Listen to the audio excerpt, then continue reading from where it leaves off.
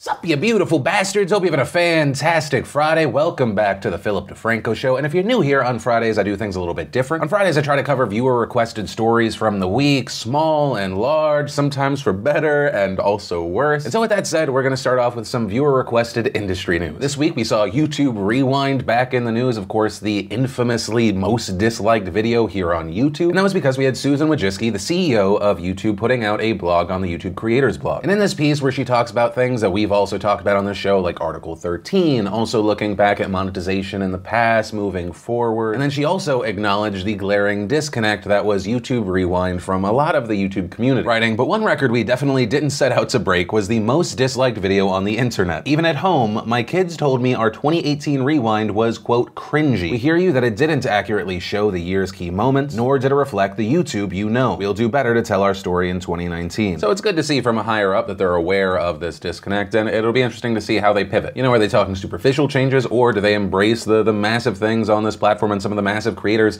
on this platform that will ultimately make YouTube as a company a target? Then in news that showcases the ever-evolving landscape as far as online entertainment is concerned, we had Danielle Bregoli, aka the Cash Me Outside girl, aka Bad Baby. She, or rather the short-form docuseries with and about her that was released on Snapchat, it was a Snapchat original, according to reports, in the first 24 hours, it brought in 10 million unique viewers, which are some really insane numbers. I didn't realize so many people were even still using Snapchat, let alone that a series on it could bring in that many eyes. And then in another industry quickie, people wanted me to talk about the backlash that Shane Dawson has received because he had to delay his series. If you don't know, and you might be one of the only ones, I mean, the series, I think it's about to pass like 30 million views. Highly anticipated, it was incredibly well received. He has another one coming out soon. It was actually supposed to be out this last Wednesday, but Shane posted a tweet saying, "So me and Andrew had a random burst of inspiration last night and we want to add some stuff to part 2. I don't want to rush it, so part 2 is going to go up Monday the 11th. It's going to be another movie-length video, so it's pretty time consuming to edit, haha, but I'm excited." There was enough backlash or enough angry fans that he then later had to add just a reminder that both parts are an hour and 45 minutes each, made by 2 guys, uploaded for free, and I probably won't post for another couple months, so I'm more than happy to take extra time to make it great. The amount of rude tweets I'm getting is insane. And as far as my reaction, I mean, I'm not surprised by this reaction. Obviously, you have a lot of people that are excited, they're frustrated that they're not gonna be able to get the thing that they want now. Right, I've never heard people say, you know, human beings in general I find to be very patient. I'm not, I get it. I do think that it's kind of a D-bag move to then go shame or kind of harass the person that you apparently like just because they thought they could do something by a certain time, but then they realized if they want to put out a product that is at a certain level, they're gonna have to delay. And to the people that would spew that negativity, not even to a Shane Dawson, just to anyone you otherwise support out there,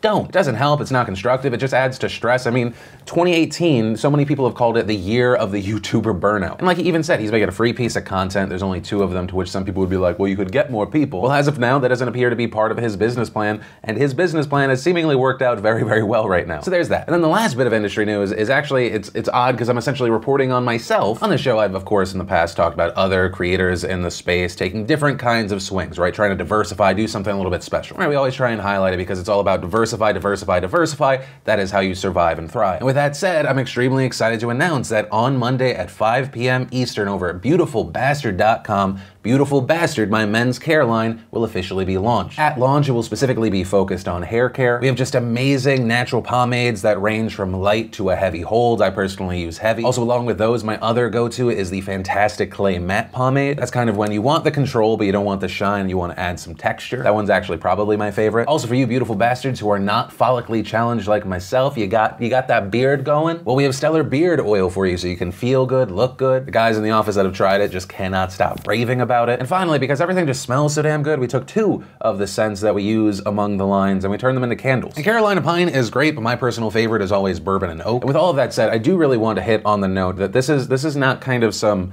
low quality, cheap, throw it at the wall, mass quantity grab. This is something that I wanted to make sure was truly fantastic. It was stellar. It's definitely aimed more at the mid to the higher end of the market. And that's because these products are made with high quality natural ingredients that are ethically sourced around the world and handmade here in the United States. And so with the nature of these kinds of products, that also means that we're going to be releasing it in somewhat of a limited fashion. So if you want to be one of the first people to get your hands on this, I would set your alarm to 4:55 p.m. Eastern time on Monday. It might sell out in a week, it might sell out in a day. But also, if you want a chance to snag it at everyone's favorite price, free, to get a chance because we're gonna be randomly giving out some product, make sure you follow us on Twitter, make sure you follow us on Instagram. If you go to the site right now, you can go and sign up for the mailing list. But yeah, that's that. I'm excited to share this with you. And then let's talk about one of the weirdest stories that you guys sent us, and that is a story that involves a guy by the name of Raphael Samuel. And Raphael is a 27-year-old businessman from Mumbai, India, and he is suing his parents for giving birth to him without his consent. This is too stupid. This can't be real. How is this something that's not only been covered by like the Voxes of the world, but you have Fox News, The Guardian, the BBC? Okay, we're gonna trudge through this idiocy together. I know that I usually share my opinion at the end. This is too stupid. According to the BBC, Samuel understands that our consent can't be sought before we are born, but still insists it was not our decision to be born. And so his argument is that because we didn't ask to be born, we should be paid for the rest of our lives. This is too stupid. Now, you would think something this ridiculous and idiotic, that this would cause tension inside the family, but according to Samuel, he actually gets along with his parents great, who, by the way, are lawyers. And according to reports, Raphael's mother actually admires her son, and in a statement posted to Facebook said, "I must admire my son's temerity to want to take his parents to court knowing both of us are lawyers. And if Raphael could come up with a rational explanation as to how we could have sought his consent to be born, I will accept my fault." Okay, that just sounds like Raphael acting like his mother. Actually, wait, what the hell? The BBC wrote, in a statement, his mother explained a response to the recent upheaval my son has created. But diving deeper, it's actually a post from his account that just says, "I'm Raphael's mother." What? Also, when asked by local news how easy it would be to sue his parents, he answered, well, actually, I should know. It feels weird that I haven't noted this. I also don't know what the hell and why the hell that thing is on his face. But to the question, he said, "Oh, it'll be very difficult. They have said, see, you may be our son, we love you and you love us, but we will tear you down in court." But also, when looking into this stupid story, Samuel says that he figures his case won't actually even have a chance in court, saying, "I know it's going to be thrown out because no judge would hear it, but I do want to file a case because I want to make a point. And by point, I mean waste everyone's time." That last part I added. But my friends, with that said, we are already too deep into the stupid. The only way out is to go even deeper, to get out on the other side. So what is this alleged point he's trying to make? Well, Samuel calls himself an antinatalist. And for those who don't know, antinatalism is the belief that having children is immoral and is actually harming the environment. And Samuel also thinks that the act of having children is selfish, that parents actually have children for their own personal pleasure. And actually about a year ago, he created a Facebook page called Nyla Nunn. And this completely normal, nothing out of sorts page featured posters of him with the fake beard, sometimes wearing eye masks, presumably as a disguise, and having antinatalist messages on them, such as, oh wow, this is like Tumblr on Facebook. "Why should I suffer? Why must I work? Why must I face wars? Your parents had you instead of a toy or a dog. You owe them nothing. You are their entertainment." And then, of course, my personal favorite ridiculousness isn't forcing a child into this world and then forcing it to have a career kidnapping and slavery. No, it is not. Boom, someone could have saved him a lot of time if they just left that comment. But here's the thing, while looking into this, it does appear that antinatalism is becoming a movement in India. Because while Samuel may be trolling, and I want to believe that he is, because it's too much for me to handle. The thing with the beard too. Although, I mean, with how long he's been doing this is a very long troll. But I mean, he has been getting attention, albeit probably negative, make fun of you attention, but attention's attention. I've never heard a troll go, well, that was enough attention. However, the antinatalism movement in India does seem to be serious. In fact, there's an article in India Times this month that reported that the philosophy of antinatalism is gaining prominence in India. And they report that there's actually a group of Indians working to build a child-free society, and that article also mentions that Samuel is one of them. Another one of the groups is VHEMT, which stands for the Voluntary Human Extinction Movement. Okay, and so we have to end this madness. Here's my final take. One, the idea that having children is immoral, no. Do I agree that some people should not have children? Yes. You know, I've met people in my years who have had children because they thought it would make their relationship work, because they thought it would be fun, and they don't actively say it, but you can tell they're trying to get their kid to do the things that they never accomplished. Which, you know, I think it's good to push your kids to be successful, but it seems weird and manipulative from some people. But as far as people who have that thought and they're like, I'm not gonna have kids, I think great. There's already so many people, and I imagine also if you live in India, you're like, there's so many fucking people. But at the same time, and this is probably me being too romantic on the idea, but I think having kids can actually be something somewhat hopeful. And if you raise this kid right, you do a good job, that there's hope for a better future, both for your child and the world and positive change. And yeah, a lot of life is pain and suffering, but those things do make the good things in life that much sweeter. And there we go. I try to get a life lesson out of the most idiotic story I've ever been asked to cover. This is why we include time codes now. But from that, I want to share some stuff I love today in Awesome, brought to you by Phil.Ting.com. And if you're new to the show, Ting has been a longtime sponsor and supporter of the show. They've also helped a ton of beautiful bastards save on their cell service. And that's because with Ting, there's no contracts, overage fees, any other carrier tricks. You just pay a fair price for what you actually use. And very awesomely, if you go to Phil.Ting.com, you can check your phone's compatibility right now and get $25 off your bill or $25 off a new phone in the Ting shop. And also, since Ting, much like our show, is all about connecting, having a conversation, we did something a little bit extra. We asked you beautiful bastards to call our voicemail line, 183-DeFranco. I got to hear from so many beautiful bastards like Nathan Lucky from North Carolina. Just wanted to say, big fan. Love your work. I've been watching you since the beginning, and you're one of the few YouTubers that just gets better as time goes on. But as far as Ting, I've switched over from Verizon about 6 months ago. I just crunched the numbers and have saved $148.42, which is crazy. Love your face, sir. And also Steve Corson from LA. I've just always wanted to say thank you for just putting out your content every day, man. It really, there's some days where it just gets me through. Beyond that, I just want to say thank you for continuing to grow with your audience. Like, it really is just so impressive how much you actually take in of the feedback that's given to you.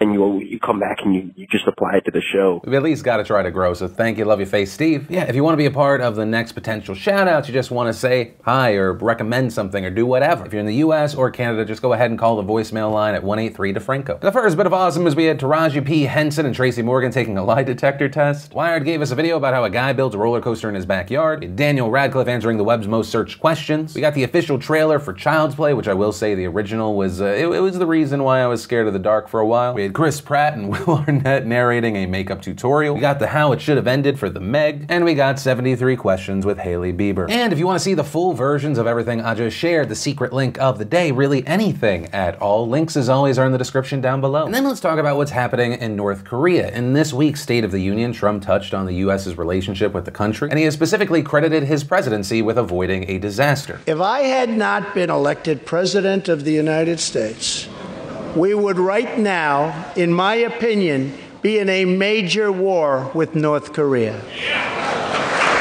Much work remains to be done, but my relationship with Kim Jong-un is a good one. And really, that didn't come as a surprise. I mean, just last week, he made similar comments, boasting about his relationship with North Korea. Specifically, on January 31st, he talked about the missile situation. There's no missile testing. There's no rocket testing. There's no nuclear testing. And even that was repetition of something that he said back in September. And as far as things moving forward, Trump also announced during the State of the Union that he will be meeting Kim Jong-un in Vietnam on February 27th and 28th. This summit, of course, follows their first meeting in June, and nuclear weapons will likely be a main topic of conversation. And regarding this, Stephen Biegun, the State Department representative to North Korea, went to Pyongyang on Wednesday to confirm details about the upcoming summit. And in a speech last week at Stanford, Biegun said that the president expects progress to be made on nuclear efforts during their meeting. President Trump has made clear, both to North Korea as well as to our team, that he expects significant and verifiable progress on denuclearization, actions that are bold and real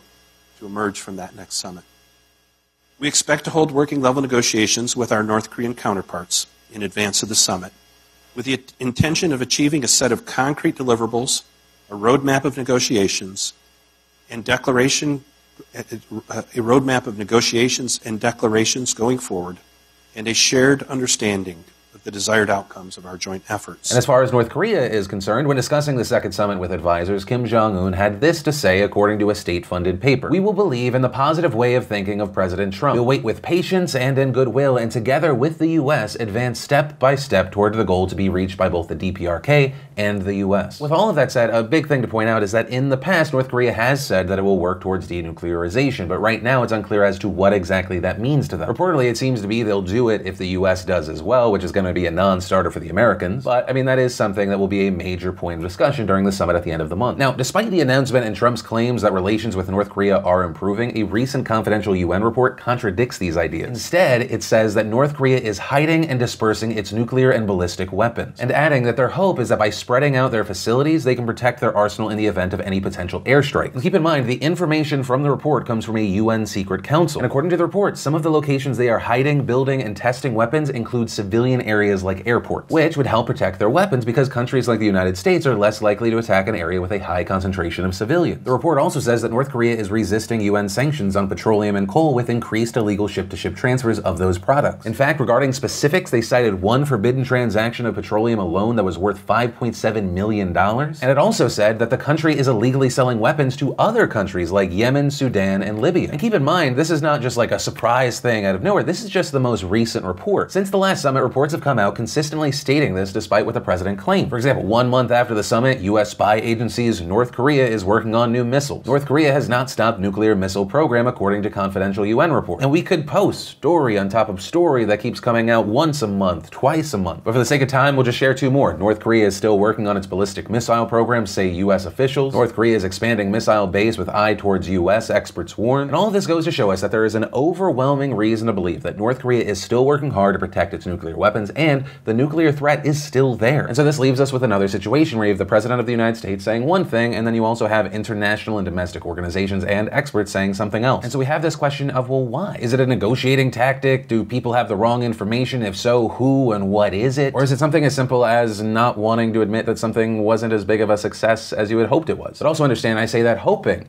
that we are in a safer place, that we are in a safer world, right? Wanting this, since these are the steps that are being taken, wanting this to be a success. But of course, like always, I want to pass the question off to you. What are your thoughts on this? And then let's talk about this situation with Jeff Bezos in the news. And Jeff Bezos, of course, is the richest man in the world. He founded Amazon, he owns the Washington Post, but he's been in the news recently because he's getting divorced. There was a lot of talk about him cheating on his wife. We also saw the National Enquirer posting text messages between Bezos and Lauren Sanchez, the woman they say he was having an affair with. And specifically with that last part, there have been many theories out there. Right? You have some people saying this is kind of your standard thing. If it wasn't Jeff Bezos, it'd be another celebrity. This is kind of standard tabloid gossip stuff. But at the same time, given politics and certain relationships, there have been people saying that this might have just been a political hit job. And the reason people have said this is based off of the kind of relationship between three individuals: Jeff Bezos, President Trump, and David Pecker, who owns AMI, which owns the National Enquirer. Right? You had people saying that Donald Trump is not a fan of the coverage he's gotten from the Washington Post. He doesn't like Jeff Bezos. Meanwhile, Donald Trump reportedly has had a long-time relationship with David Pecker. Right? AMI is the same company that back in 2016 bought former Playboy model Karen McDougal's account of her alleged affair with Trump for $150,000. Right? Pulling off what they called a catch and kill so that story didn't get out. Right? So was this a political hit job? Was essentially the National Enquirer being used as a tool, as a weapon to take down a perceived enemy of the president? Right, so those two beliefs have already been out there. And then we got a massive update yesterday. Jeff Bezos put out a Medium article titled "No Thank You, Mr. Pecker," writing, "Something unusual happened to me yesterday. Actually, for me, it wasn't just unusual, it was a first. I was made an offer I couldn't refuse. Or at least that's what the top people at the National Enquirer thought. I'm glad they thought that because it emboldened them to put it all in writing. Rather than capitulate to extortion and blackmail, I've decided to publish exactly what they sent me, despite the personal cost and embarrassment they threaten." And so Bezos gives that background of the catch and kill story, which he says was on behalf of President Trump and his election campaign. He goes on to say Mr. Pecker and his company have also been investigated for various actions they've taken on behalf of the Saudi government, including a quote from a New York Times article reading, "After Mr. Trump became president, he rewarded Mr. Pecker's loyalty with a White House dinner to which the media executive brought a guest with important ties to the royals in Saudi Arabia. At the time, Mr. Pecker was pursuing business there while also hunting for financing for acquisition." Bezos also writing, "Federal investigators and legitimate media have of course suspected and proved that Mr. Pecker has used the Enquirer and AMI for political reasons." And from there, he explains his story, where these text messages were released by the National Enquirer, and saying, "I engaged investigators to learn how those texts were obtained and to determine the motives for the many unusual actions taken by the Enquirer." He mentions there are now several independent investigations looking into this matter, but regarding to lead his investigation, he retained Gavin de Becker. He then goes on to say, "Several days ago, an AMI leader advised us that Mr. Pecker is apoplectic about our investigation," adding, "For reasons still to be better understood, the Saudi angle seems to hit a particularly sensitive nerve. A few days after hearing about Mr. Pecker's apoplexy, we were approached verbally at first with an offer. They say they had more of my text messages and photos that they would publish if we didn't stop our investigation." He goes on to say, "My lawyers argued that AMI has no right to publish photos since any person holds the copyright to their own photos, and since the photos in themselves don't add anything newsworthy. Meanwhile, AMI's claim of newsworthiness is that the photos are necessary to show Amazon shareholders that my business judgment is terrible." And then he later adds, "I guess we, me, my lawyers, and Gavin de Becker didn't react to the generalized threat with enough fear, so they sent this." And he provides what appears to be a copy-paste of an email, saying it's from Dylan Howard, Chief Content Officer at AMI, allegedly writing, "In the interest of expediting the situation and with the Washington Post poised to publish unsubstantiated rumors of the National Enquirer's initial report, I wanted to describe to you the photos obtained during our news gathering. In addition addition to the, quote, below-the-belt selfie, otherwise colloquially known as a dick pic. The Inquirer obtained a further 9 images. These include Mr. Bezos' face selfie at what appears to be a business meeting, Ms. Sanchez's response, a photograph of her smoking a cigar in what appears to be a simulated oral sex scene, a shirtless Mr. Bezos holding his phone in his left hand while wearing his wedding ring. He's wearing either tight black cargo pants or shorts, and his semi-erect manhood is penetrating the zipper of said garment. A full-length body selfie of Mr. Bezos wearing just a pair of tight black boxer briefs or trunks with his phone in his left hand while wearing his wedding ring. A selfie of Mr. Bezos fully clothed. A full-length scantily clad body shot with short trunks. A naked selfie in a bathroom while wearing his wedding ring. Mr. Bezos is wearing nothing but a white towel and the top of his pubic region can be seen. Ms. Sanchez wearing a plunging red neckline dress revealing her cleavage and a glimpse of her nether region. Ms. Sanchez wearing a 2-piece red bikini with gold detail dress revealing her cleavage. And closing, it would give no editor pleasure to send this email. I hope common sense can prevail,